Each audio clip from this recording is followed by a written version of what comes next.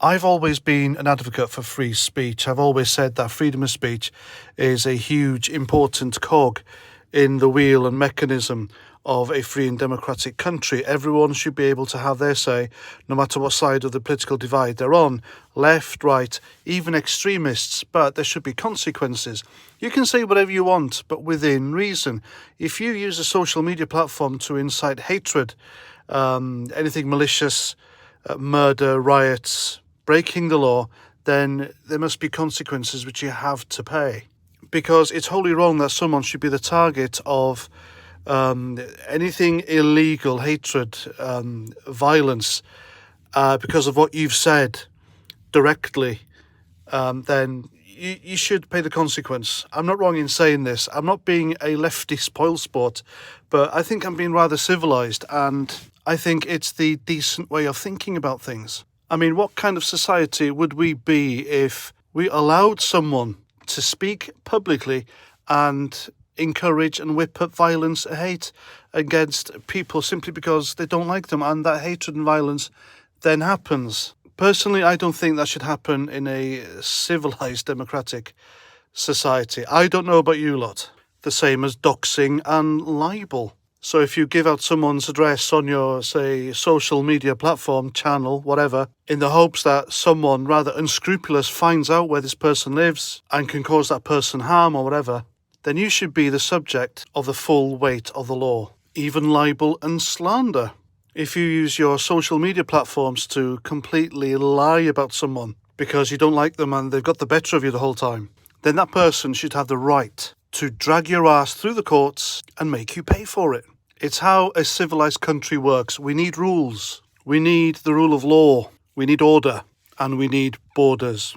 That's a video for another time. So anyway, I saw this tweet by sneery, sometime BBC and Channel 5, is it Channel 4? Channel 5 TV show host Jeremy Vine. That's how he sounds. Not a good impression, but is your typical upper middle class climate change, cycling to work because of climate change, lefty tosspot. He always have that awful extremist, anti-British and anti-white bigot Yasmin Ali Brown on his show.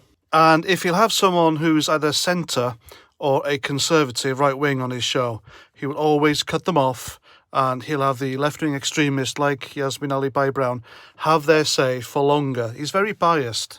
And he's also employed by the BBC because he does the Radio 2, is it Radio 2 show? And I think that's in the mid-mornings on a weekday.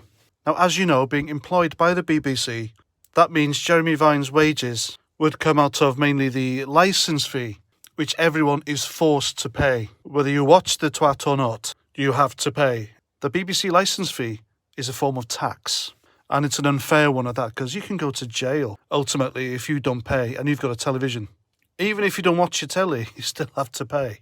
And my problem with people like Jeremy Vine and Gary Lineker and the rest of them who are on Twitter being rather biased and treating people on the right side of the political spectrum like shite and ridiculing them is I don't think they should be allowed to do that. Despite freedom of speech being in this country, if you're employed by a company which gathers most, if not all, of its income through a forced tax upon people, whether they use their services or not, I think it's wrong. I really do. Look at this tweet by Jeremy Vine.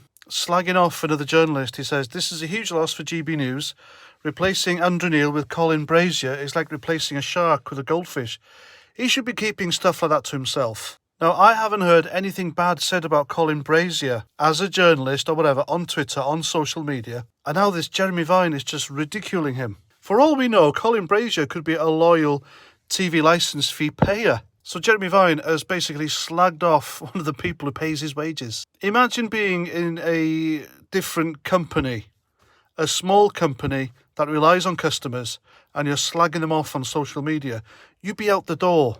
Your feet wouldn't touch the ground. And it should happen to people like Jeremy Vine and Gary Lineker as well. Gary Lineker, we all know, folks, that if you're a Trump supporter, if you're a Conservative, if you vote Tory, and if you voted for Brexit, then Gary Lineker has a really low opinion of you. Not that anyone should give a shit what Gary Lineker thinks of them. But when you're forced to pay a tax, the BBC licence fee, which then goes to pay people like Jeremy Vine and Gary Lineker, who regularly spout off on social media that you're not even the shit on their shoe because you think differently or you have a different opinion, then this shit needs to stop. Someone in the BBC needs to rein these idiots in. And these biased idiots like Jeremy Vine and Gary Lineker, it's transpired that Jeremy Vine is paid twice than the Prime Minister, wages we are legally forced to pay via the BBC licence fee. And like I said, I'm all for free speech, but I think publicly funded broadcasters need to be really careful how they express their personal opinions. Ever since the public have found out about Gary Lineker's wages and the rest of them, and what people like Gary Lineker think of them, and the fact that Gary Lineker is a soaking wet, anti-British lefty twat, the BBC's revenue has dropped dramatically. I read somewhere earlier this year that it takes around 10,000 BBC licence fee payers to pay for Gary Lineker's yearly wages. I may be wrong on that, but I'm sure the figure's pretty close. So seeing as the public are forced to pay these people's wages, I think they should just entertain and present their programmes. And just to remind you folks, the licence fee is around £160 a year, which you have to pay. And if you don't pay it, you could be taken to court and ultimately spend time in prison amongst real criminals. And that money goes to pay the wages of Gary Lineker, who quite literally thinks you're scum because you voted for Brexit and you have concerns about immigration to this country.